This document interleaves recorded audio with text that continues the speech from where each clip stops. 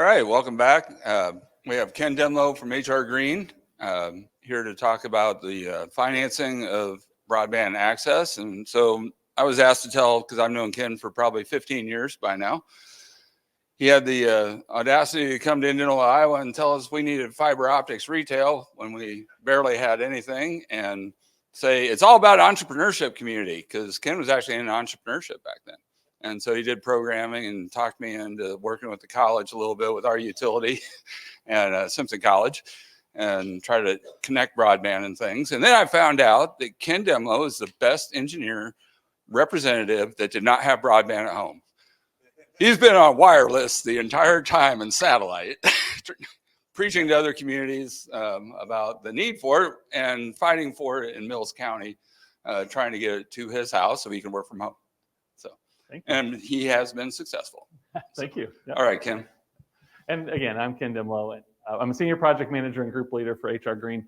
And I actually work across the country. And to Todd's point, I work across the country with communities and private providers to figure out the strategy for how do we solve broadband problems. Now, the irony, to Todd's point, the irony was that at my own house, because of where our house sat and because of how expensive it was, because I live in the country, we could not get anything. I couldn't even get point to point.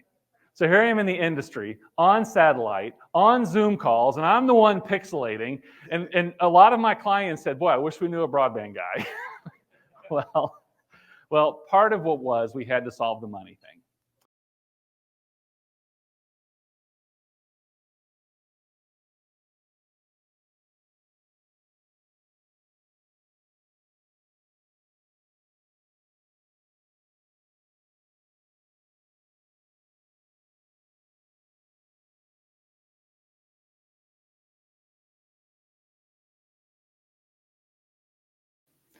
So the first one, so again, this is the top 10, right? We're going to go through 10. And again, we'll take some detours and we'll kind of go through different pieces of it. But the first is, I want to talk about just the sources of revenue. The revenue that we can get, or the sources of revenue, the types of revenue.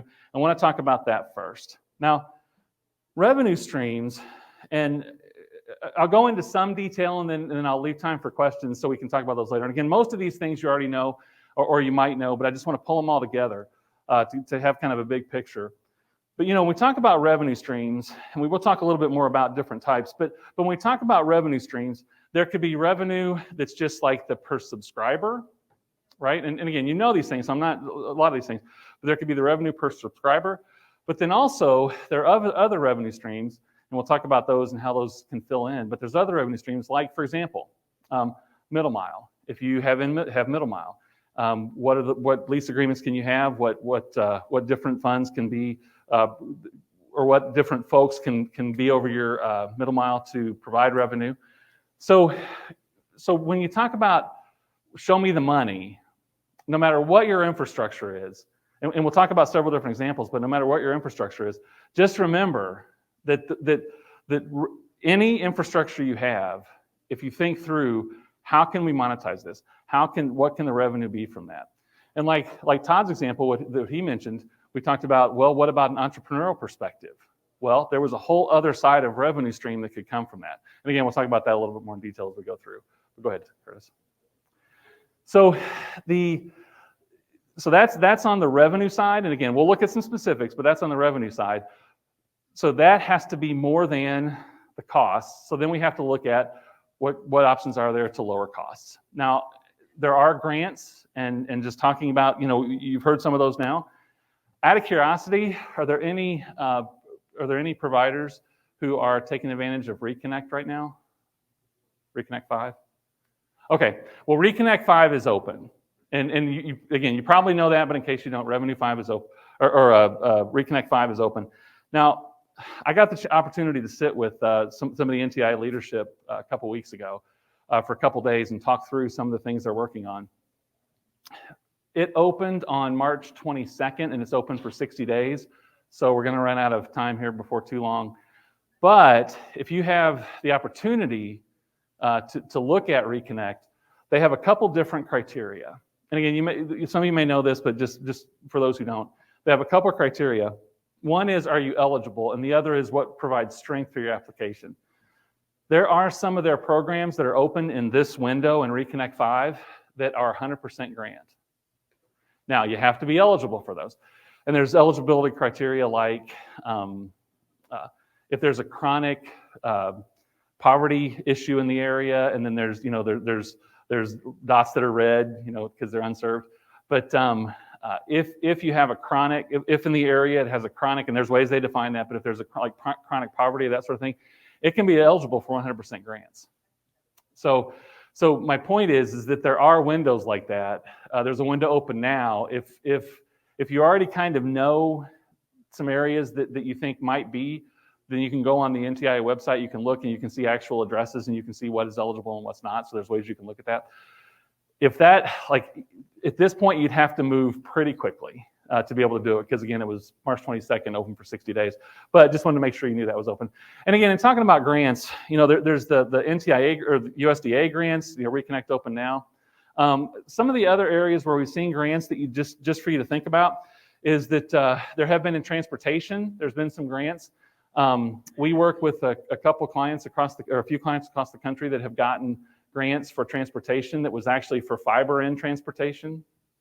And so if you are a community broadband and you can work with your community to say, okay, what do we need to connect signals wise? What kind of ITS, you know, intelligent traffic systems, what kind of those things do we need, could we put together? There are actually grants for that available. And then you can build an extra capacity and you can use that for other parts of your network. So transportation, we see quite a bit of economic development grants that are available right now or have been available here recently. That is if it's going to create jobs, if there's some need in particularly areas that are disadvantaged, and if it can produce jobs or can create jobs, then there's grants that we're seeing that people are getting right now for those. There's also, you know, BEAD is the big thing that's coming. You know, $42.5 billion. Now, how many of you were in the industry in 2008? How many were in the broadband industry in 2008? Okay, so you guys remember BTOP, right? If you were in 2008, BTOP.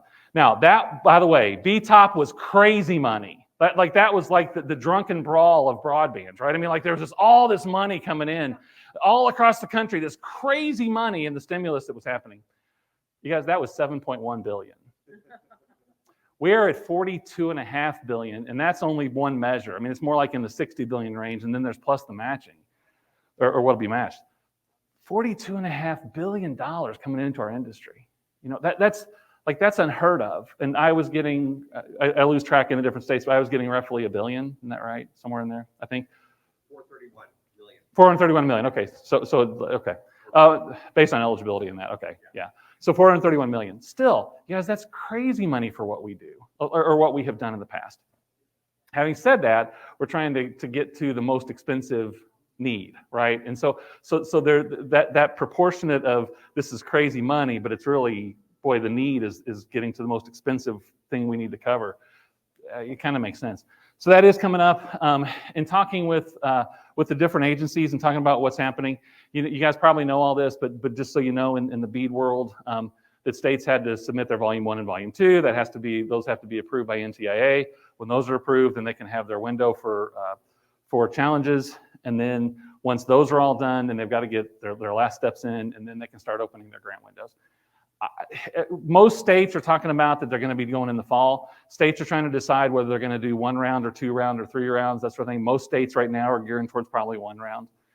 Point being, we are pretty close to like where we have to start figuring out the strategy. We have to start figuring out, you know, what steps are we going to take? What are we going to challenge? How are we going to get ready for the grant applications? That's all like coming like right now. Now, you know, I know that I'm sure you probably all know this. I'm probably sure you've all probably talked about this, but I have a fear in all this, okay? Well, one fear is I don't know when we're actually going to get there, because there's going to be a lot of challenges, a lot of challenges from the industry. Who knows if they're really going to be able to go in the fall or not? So that's one. But my biggest concern about BEAD is with this kind of money coming in, with this kind of just unheard of dollars coming into our industry. If folks get left behind this time, I don't know when we fix it. right? If folks get left behind on this round, because we're not going to see money like this again, we're not going to see steps like this again. Now, USDA told me that they're going to continue to have broadband grants and loans, that they're going to continue to provide those even after BEAD.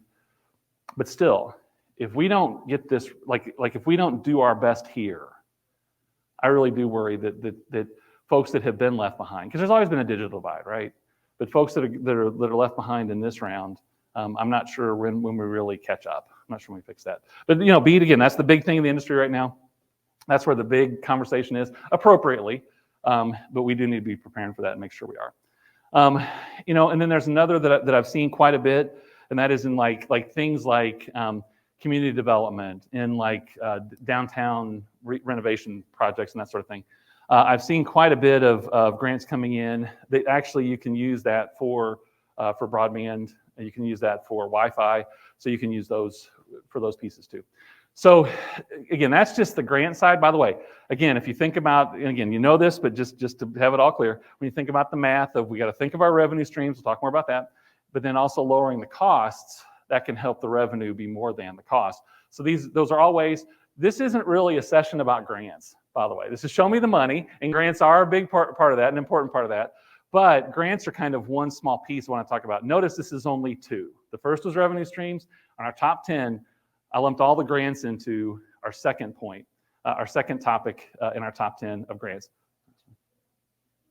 So next, I want to talk about financing mechanisms. So we talk about show me the money. I want to talk about financing mechanisms. And again, you probably know most of this, whether you're a community or a private provider. These things all matter. There's things like, we have financing folks here in the room, but there's also things like banks, things like bonds, and you probably know this: geo bonds, revenue bonds. There's different traditional financing mechanisms. Also, when we think of traditional financing mechanisms, if you're working, collaboration matters. If you're working with your schools, if you're working with libraries, E-rate can be used for infrastructure, for broadband infrastructure. That's another kind of traditional funding source. If you're a community and or a private provider here, if you can go talk to your schools and talk to your libraries and find out, what are they thinking, what are their plans, and can you all work together, and can their E-rate how could the E-rate apply to infrastructure? So just keep in mind, in the traditional, again, this is only the third point, financing mechanisms, but E-rate actually can be a good part of that. There are also a lot of equity providers now, equity firms, equity companies now that are getting into this.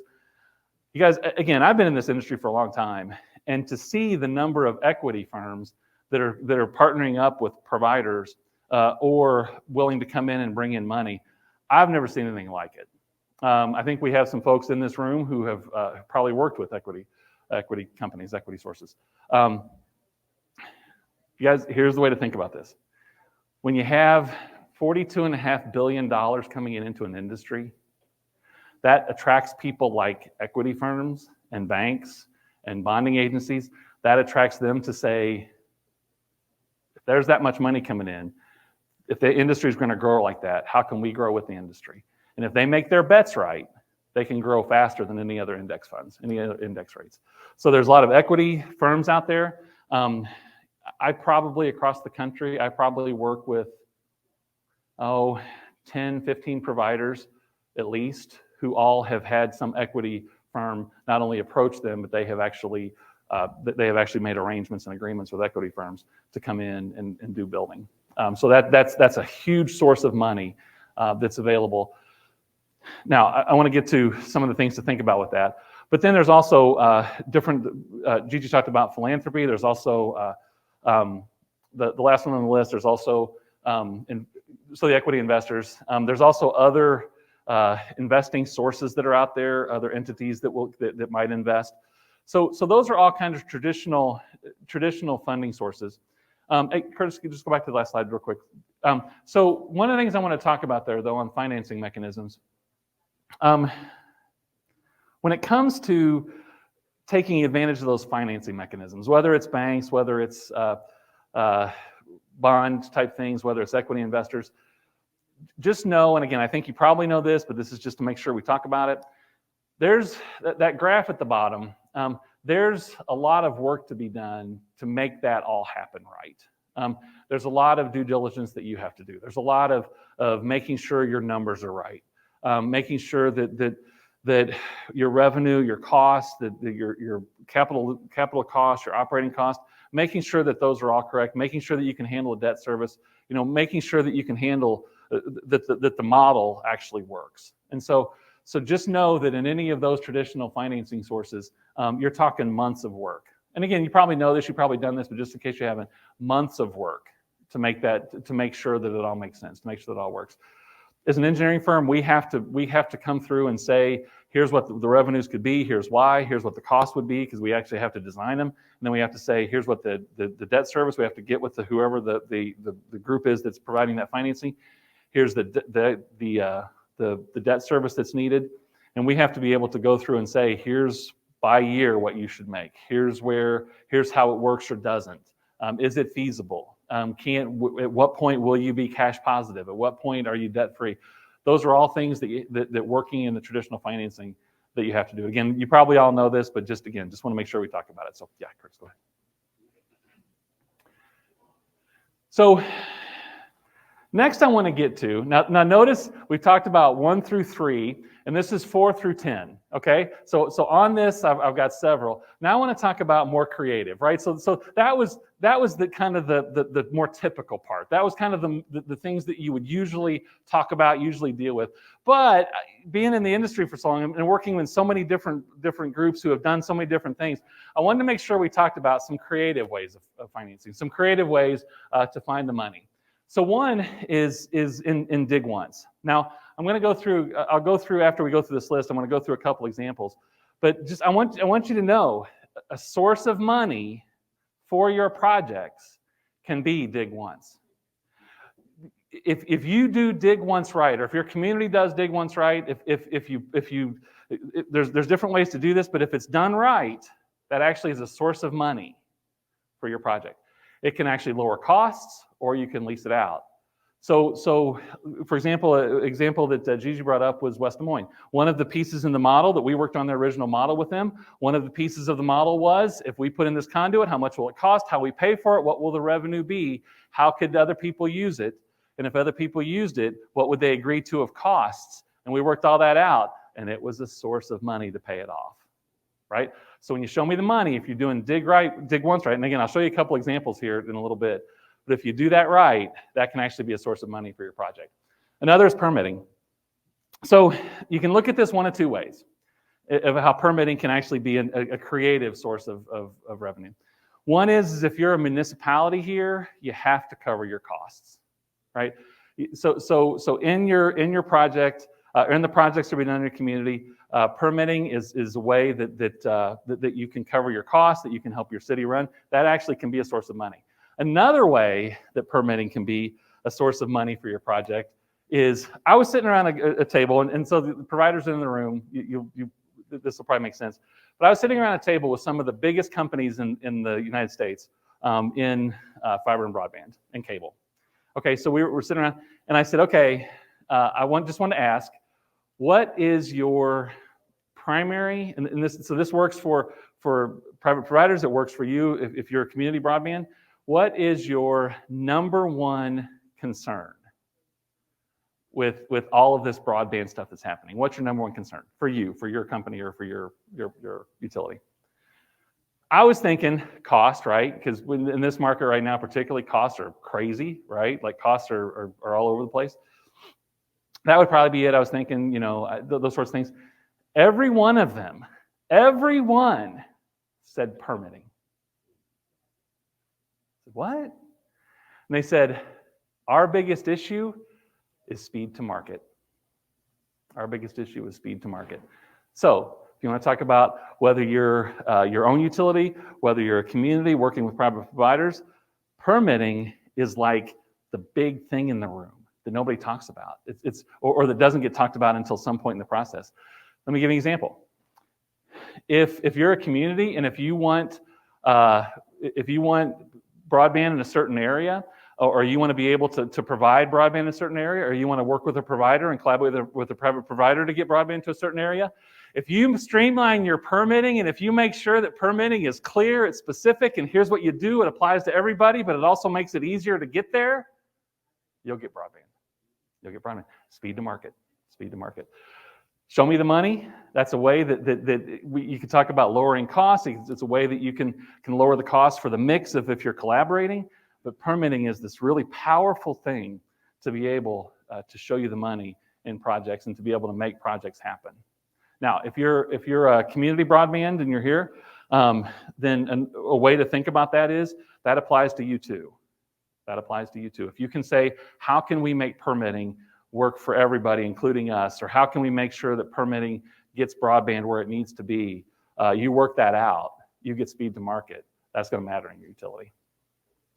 So again, that's just one of the creative ways, and that's number 4 or 5. That's number 5. Okay, now I want to talk. Remember, I mentioned before about in Show Me the Money. What are some other ways to talk about revenue on a project? And one of the ways that I want to talk about revenue, and I wanted to give you a couple examples. When we talk about the revenue on your project or revenue in your utility, whether you're a private provider or whether you're a community, thinking through where your revenue comes from and thinking through that creatively can make a big difference. So let me give you an example. Working with the community, I was working with a provider. The community didn't want to own their own utility, but they did want help with getting better broadband. And so one of the things they did was they said, okay, let's go to our provider that they wanted to work with, the provider of choice, and say, okay, what would you need to be able to do this? And the provider said, no joke. The provider said, can we just pull up our spreadsheet? Sure, why don't you pull up your spreadsheet? And they pulled up their spreadsheet and they said, here's what our costs are. Here's where we predict our revenue on this number of people of end users. And so here's kind of what we're seeing. Here's where here's where we're short. Is there anything we can do about that? Well, you guys show me the money. Like that's where the money was. And for the community, that the numbers were like, wait, we can make this work. This is fine. Give you another example. I was working with a larger community down in Texas, and they were going through the same thing, and the provider said, hey, we think we need this amount to be able to make this project work, and this was like for 200,000 residents. We need the number to make this work. When we got into it, I said, hey, can you pull up your spreadsheet? and they did. They pulled up their spreadsheet. Guess what? When they pulled up their spreadsheet, they actually said, oh, well, if we do this and this and this and this, we don't actually need any money. We got it. We're covered. Another provider actually said, wait a minute. We think if we do this, this, this, this, and this, we can give you money back. Wow.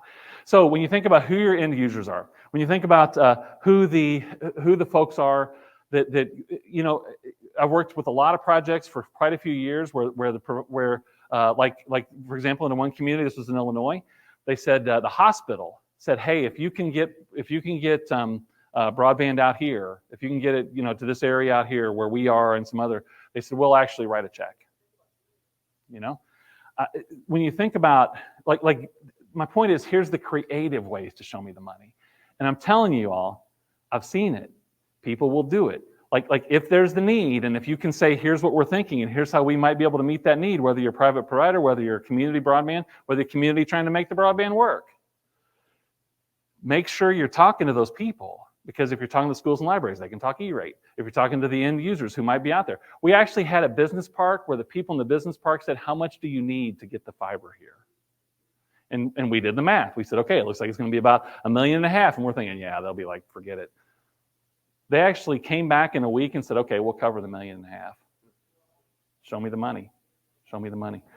You know, so when you think about the end users, business, anchors, institutions, you know, if it can be part of another project. Chattanooga, you know, I think Gigi mentioned Chattanooga. Like Chattanooga, not all of us can be Chattanooga, right? I mean, not everybody can do Chattanooga. But the thought process is a pretty critical thought process. They said we have an electric utility. Here's the things we want to do with the electric utility. We want to make it smarter. If we do that, we could add broadband. And you guys talk about show me the money. They just had an audit done a couple years ago that I was talking to some of their leadership about, and they brought up this, and I think you can Google it and find it now. But they did in a 10-year period. Not only did they cover all of the costs, CapEx and OpEx, not only did they cover all the costs, but they actually had a $2 billion excess. $2 billion excess. Now, again, not all of us can do what Chattanooga does. Not all of us can do all those things, but show me the money. Like, if we get this right, if we think through this, if we think through the pieces, is there a 500,000? Is there is 500 million? Is there a billion? Is there some way to say, if we do this right, there can actually be a greater return than the money we put in?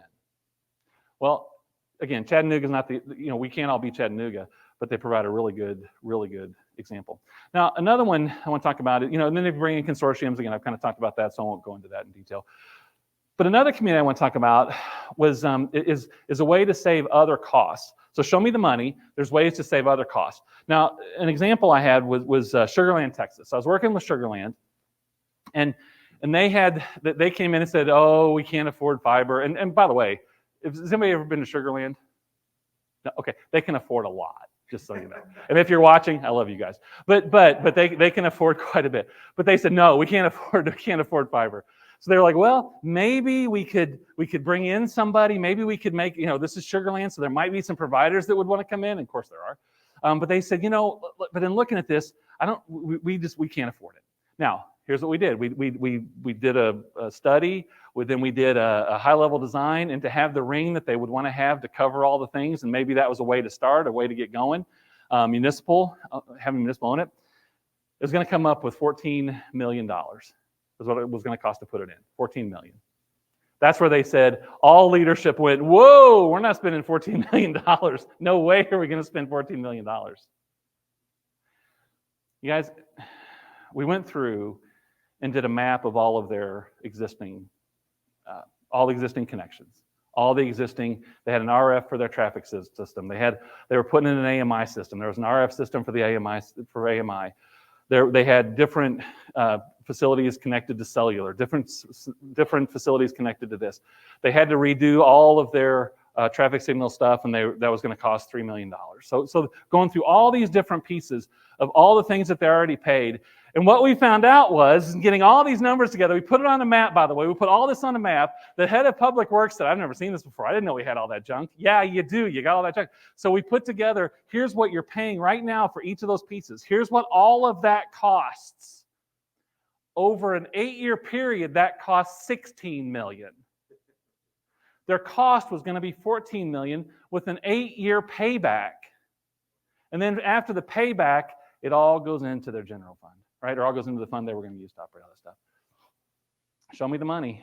We can work smart. If we can say what pieces, and if you're a municipal, by the way, if you're a municipal provider, if you look and say, okay, here's all the different things we're doing, and by the way, I know it's not easy, but you're going to have to work on silos. You're going to have to work on it. There's silos that need to be torn down. But when you start talking about really looking at what all that is, they were going to be spending $16 million over 8 years that could be replaced with a $14 million fiber system. Show me the money. Show me the money. So looking at things like that, looking at, are there other costs, and if we solve those things, and by the way, not only would we be solving those things, but they're going to run a lot more efficiently. So there's added benefit. Another example I just want to bring up is if you can look at other collaborations. And I've got listed on here CV Sync. This is a project I'm working on in California. And they got this grant. Remember, show me the money. They got a grant for a traffic signal system. Now, it was millions to put in this whole traffic signal system. It was a regional grant. Well, we started working on those folks as they were working on that grant 6 years ago. 6 years ago, and said, if you put this in, put in enough fiber so that you can maybe do other things with it. And they said, no, it has to be a closed system. We can't have everybody messing with our system. Okay, that was 6 years ago. Working with them over a 4-year period of saying, now remember, you could do this, remember you could do that. 2 years ago, they finally said, you know what? We have this great idea. What if we put in some extra that we could use for other things? And we were like, that's a great idea. You guys are smart. Seriously, you are smart. really. So they put in this whole system. They got another grant to then study how that system could be used for the rest of the community. And right now we're working on putting that together for a BEAD grant that could then actually bring fiber to their entire region. What we'll do is we'll use the traffic signal system as the middle mile, right?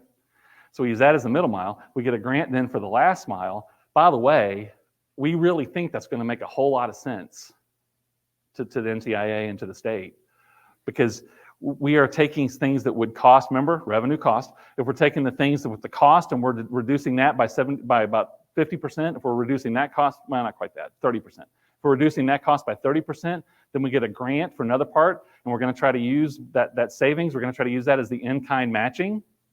You know, we don't know if they'll let us or not, but we're going to try to do that. Show me the money. We're going to be. It appears, and that's what we're working on. But it appears that we're going to be able to have to an entire region fiber to the home, paid for mainly from grant work, but then building on the different systems to collaborate on those systems to be able to cover a whole area. That's creative money. Creative money. A couple other quick things. So Todd brought this up, but when you think about tech hubs and when you think about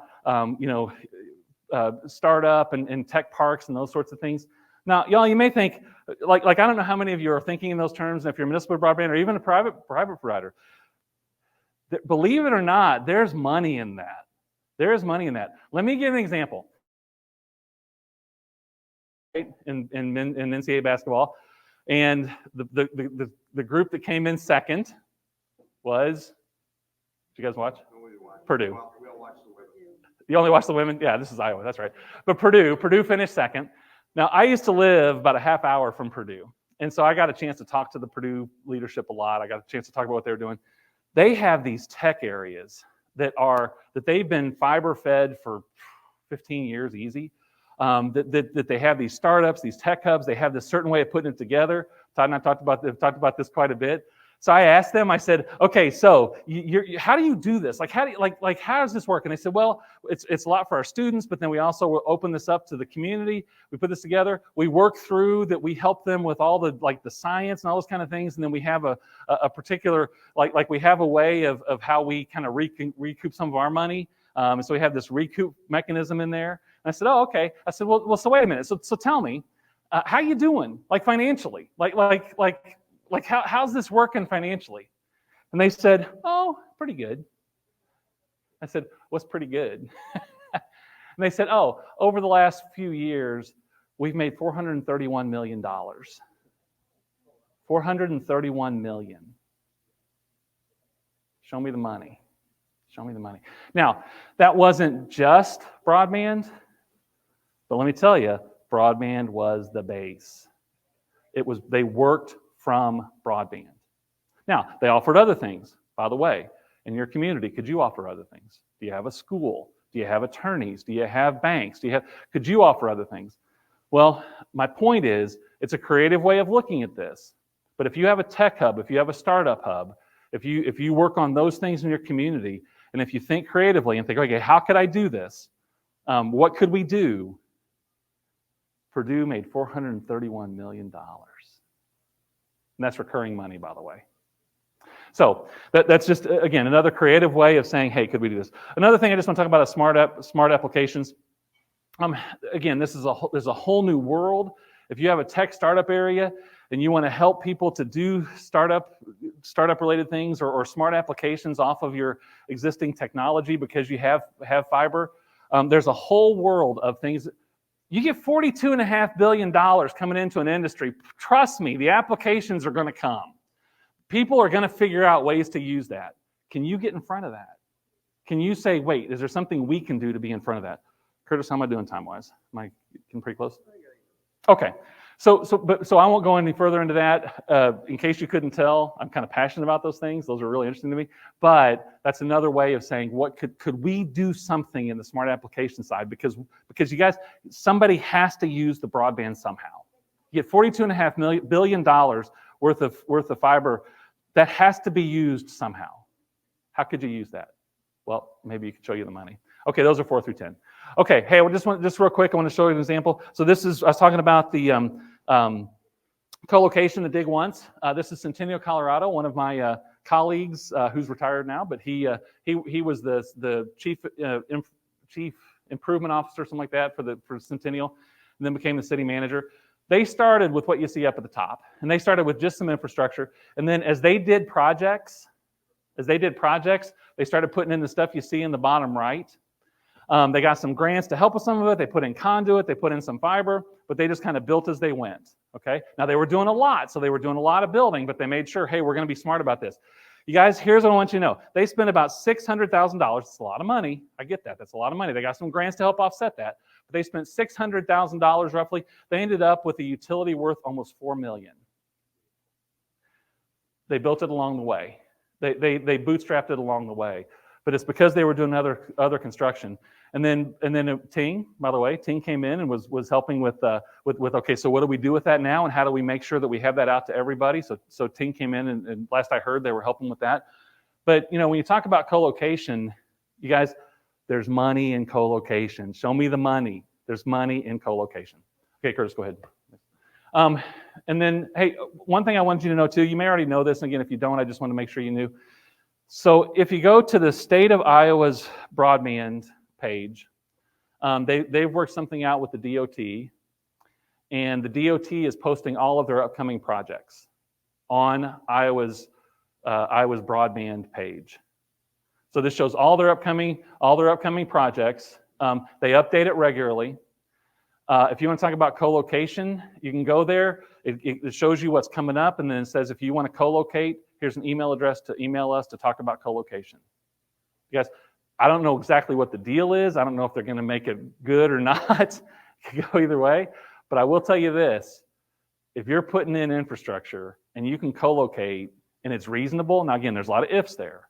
But if you can do that and it's reasonable, that's money. That's money. That's a way to save yourselves a lot of costs if you're in those areas. All you have to do is go to the state of Iowa's broadband website and you'll see the DOT collaboration. Okay, Curtis, go ahead. Okay, hey, one last thing. I want to give you one more bonus. So this is, we've gone through 4 through 10, or 1 through 10. I just want to give you a bonus. Hey, I'll say this very quickly because I'm running out of time. But you know, when we talk about digital equity, guys, there is another elephant in the room. Now, we've talked about some of the elephants, right? There's another elephant in the room. And this elephant is there aren't enough people to do $42.5 billion worth of work. There's not. There's not enough people to do, when you talk about building, when you talk about operating, when you talk about all of the ancillary things, the application development, there's not near enough people to do that. It's possible for you and your community, or even private providers collaborating with your community, it's possible for communities right now to step up and say, we will do workforce development. We will train people for these jobs. We will be one of the ways that people can come. And there's a lot of work to that. There's a lot of things you have to do. And as engineers, we're working on how can we help do the training part of that. But there's the communities that figure out how to get ahead of the workforce development, as all of our construction friends in the room, you guys are running out of employees now. It's hard for you to get employees now. Think about what's going to be like in about 6 months to a year, right? If you can get ahead of workforce development, show me the money. If you can get ahead of workforce development, not only can that be a source of revenue, but it also can be, you can bring people in from all over the world to help do what's going to have to be done. Okay, go ahead, Curtis. All right, so here's the last slide. I want you to look at this, and I want you to see if you can figure out what these pictures mean. See if you can figure out what I'm talking about here. Come on, start guessing. I'm running out of time, you guys. Gotta guess. Boom. You're either taking steps or you're trying to hit it out of the park. Now, and by the way, outstanding. I wish you could win something, but you don't. But you guys, what I've gone through is 10 steps that are incremental steps, that all could be incremental steps. Yeah, we're doing this. Yeah, we're doing this. Yeah, we're doing this. Perfect. That's great. That's awesome. But you know what? There's some people in this room that could be stepping up to the plate to say, I'm going to hit it out of the park. That could be workforce development. That could be a collaboration. That could be applications. That could be how we're going to use all this fiber. I mean, if you look at those different things plus our bonus, if you look at 4 through 10 plus the bonus, there's people in this room that could hit it out of the park. There's people in this room that could be the next equivalent of Chattanooga. Those opportunities are all there now. Those opportunities are there now. So if you take the incremental steps, outstanding. Take the incremental steps. Show me the money. Take the incremental steps. If you in this room can step up and say, you know what, I can hit a home run right there.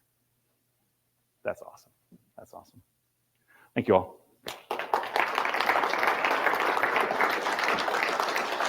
Do we have time for Q&A or did I use the whole thing? Okay. Are we just going to run late? Next session was supposed to start at 4:15. All right, Ken. Well, thank you very much. And I do want to say that Ken is exactly right. And that is one of the things I think is great about the CBAN is I can't tell you how many times we've been at right in front of the city council meetings or something like that when the staff is trying to do something just as the first step. And, Curtis steps up to the table and says, well, I know a CBAN member that is over here doing automation or can do the engineering study on that one. Or we got 3 or 4 options for that private provider to help guide you. And that's the conversation that the CBAN tries to bring to the table by being in that room at that time. So yep. That's exactly right, Kim, because then we can have conversations. And it's the conversations that other people have with the specialty that actually bring the home run. Absolutely. So, thank you. You guys, there's a depth of any of those points. I just went through the summary of them all. Does anybody have any questions about anything specific? I mean, we don't have a whole lot of time, but anybody have any questions about anything specific? Because there's a whole bucket of stuff that I just went to the top level on. But anybody have any particular question? Thanks. I'm not trying to monopolize. I just had a burning question. Hi, Ken. My name's Tom Esselman. I love the title of your talk, Show Me the Money. And I know you're a fiber provider, right? I know primarily about infrastructure deployment. And I'm really looking forward to hearing from John and Brianna about adoption-based funding opportunities as well. But what I didn't say when I was talking earlier with Gigi is what I'm currently doing now as I'm working on something called the Digital Equity Program Office.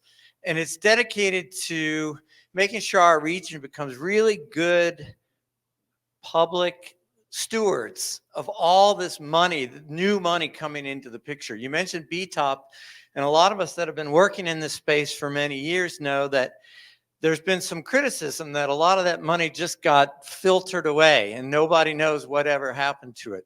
So with a lot more funding coming in, specifically with the BEAD and the DEA, groups like mine, and I guess to some extent what Gigi does at the AAPB, there's a new level of public interest in not just making sure you get the money, but who's getting the money, how willing are they going to be transparent about showing how much money they're getting, what they're doing with it. And I think it's going to be really interesting to see how much of the access work you do with the money gets combined with the adoption impact of the money. And I just wanted to ask you a question in the work you've been doing in the last year or so, especially with a lot of you in this group. I think you're going to be asked more candidly to share transparently. What money are you requesting? What money are you getting? How are you making impact with that money? I'm just curious to know if you have any comment about that aspect of the actual funding. Yeah. So, when you talk about the grant programs particularly, and by the way, we're engineers, and so we deal with, and my group deals with helping folks figure out their strategy, and then we hand it off to design folks they're within our company. So, but when it comes to those, particularly the grant programs, which I think you're speaking mainly about, some of that's going to come down to 2 things. I think it's going to come down to the rules that are written, which we don't have yet. But I think NTA, in my discussions with NTA, I think the grant reporting is, those of you that have done grant reporting work, it's a thing. It's a thing. So there will be that. I think, so that's one piece of what are the rules that talk about what the reporting needs to be, and I hope that's good. I mean, really, I hope that that is done well, and we just don't know yet. The other thing is, I'm really interested to see how the state offices and NTIA are going to handle their side of it, of that transparency and of that discussion, because they're as we talked about earlier, they're understaffed, and NTIA has never handled anything even like this, nothing even close to this. So the other piece is how are the people on the administrative side, the government side, how are they going to handle it? I'm interested to see, because I don't know. Well, Yeah. real quick, I just think it shows why it's important to have groups like CBAN, because it feels to me like the states are going to be relying more and more on groups like that. I hope so. To help assist with that transparency and that reporting, but also just awareness building, like what you're doing. Yeah. I think it's going to be so important in the next few months. I hope they do rely on groups like CBAN, because I know these folks and they're all right. Did you? Well, with that, that's a good cue on a compliment to thank our guest here and our speaker, Ken Demlow. And everybody, we'll take about a 10-minute break. We'll be back for our next session. Thanks, Ken.